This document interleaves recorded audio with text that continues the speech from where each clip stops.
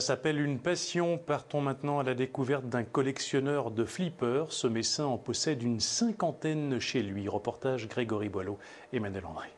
L'histoire est souvent la même. Un beau matin, on se passionne pour quelque chose et le lendemain, la passion n'a plus de limite. Pour Denis, on peut même parler d'acharnement. À 13 ans, il découvre les joies du flipper. À 50, il en possède autant qu'il y a de bougies sur son gâteau d'anniversaire. Des machines éparpillées aux quatre coins de sa maison. En clair, chez Denis, on peut jouer au flip, de la cave au grenier.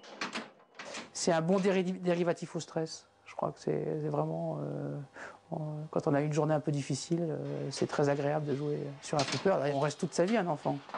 Il y a que ce qui différencie un enfant d'un adulte, c'est le prix et la taille des jouets. Mais autrement, on reste un enfant toute sa vie. Son truc, c'est plutôt les vieilles machines, les flippers des années 60, entièrement mécaniques.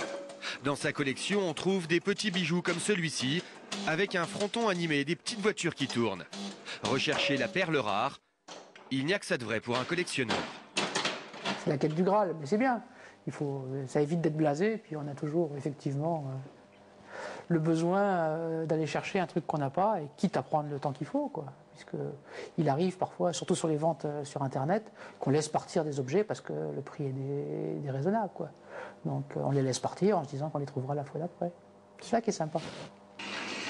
Dans son garage, encore une dizaine de flippers à restaurer. Une passion encombrante qui demande un peu de place. C'est sûr que les philatélistes ont moins de problèmes. C'est la fin de ce genre.